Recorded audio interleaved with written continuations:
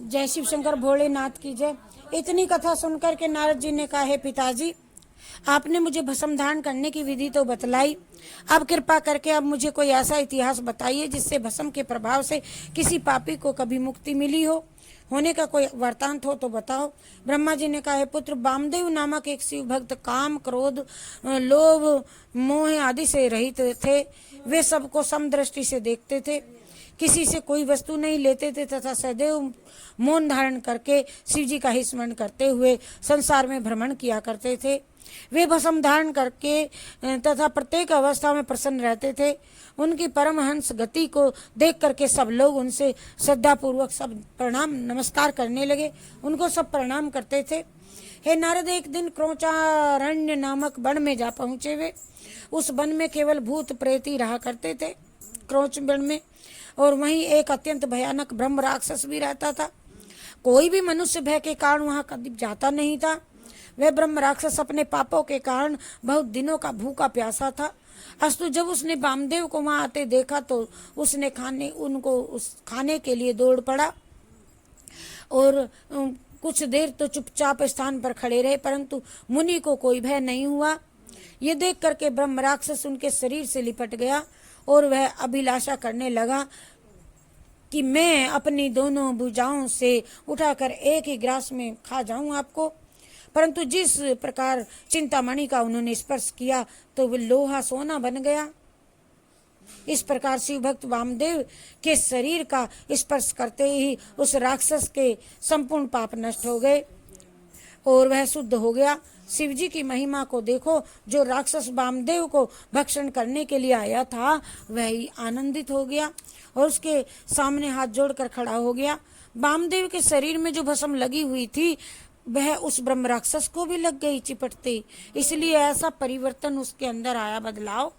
हे नारद, तब वह ब्रह्म राक्षस वामदेव के चरणों में गिर करके हाथ जोड़ प्रणाम करके हुए बोला, हे प्रभु, आपका स्पर्श करने से मुझे अत्यंत सुख प्राप्त हुआ है।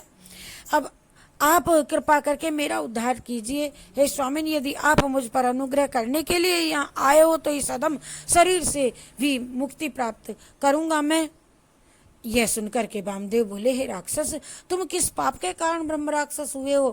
पहले मुझे ये वृतांत सुनाओ। इस भयानक शरीर को पाकर के भूख प्यास के बिना तुम कैसे अत्यंत व्याकुल रहते हो? ये मैं देख रहा हूँ। नारद वामदेव के ये वचन सुनकर के वह ब्रह्म राक्षस दंडवत प्रणाम करते हुए बोला, हे प्रभु, मैं इस जन्म में पूर्व 25वें जन्म के यजन में पहले देव राजा था और उस समय मेरा नाम दुर्जन था। मैं अत्यंत पापी, अहंकारी, क्रोधी और बुद्धिहीन था। मैंने वेद शास्त्रों का निरादर करते हुए गर्भवती स्त्रियों के साथ भोग किया और उनके अतिरिक्त जो स्त्रियां भोग करने के योग्य न थी उन्हें भी मैंने अपने बंदीगृह में डाल करके अपनाया। हे स्वामिनी, मैं पराई स्त्री को भोग विलास में मगन रहा, परंतु अपनी स्त्री के साथ कभी नहीं किया। एक बार मेरे शत्रुओं ने मुझे दुर्जन जान करके मेरे राज्य पर चढ़ाई कर दी और मुझे राज्य से च्युत कर दिया और बुद्धिमान मंत्री भी घृणा पूर्वक मेरा साथ छोड़ करके मेरे जो थे चले गए।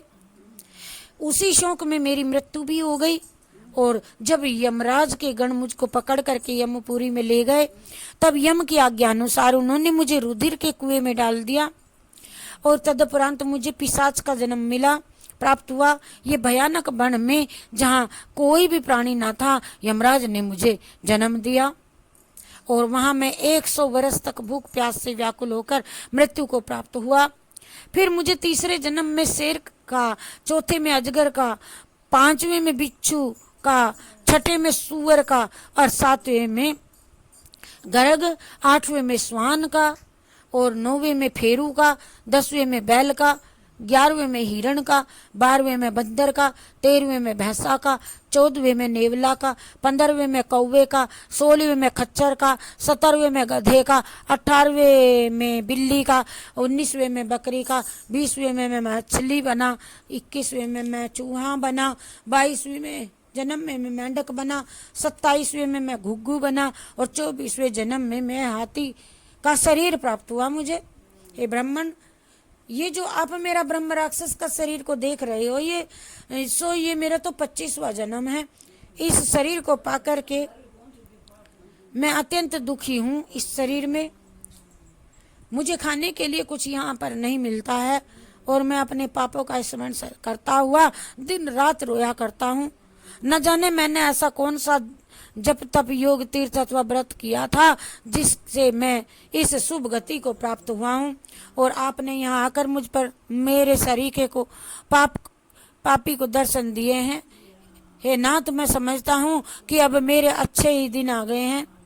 अस्तु आप मेरे ऊपर विशेष अनुग्रह करके मेरे दुख को दूर करो। इतना कहकर ब्रह्म राक्षस हाथ जोड़ करके खड़ा हो गया। जय जय भोले भंडारी, जय जय भोले भंडारी, जय जय भोले भंडारी, जय जय भोले भंडारी।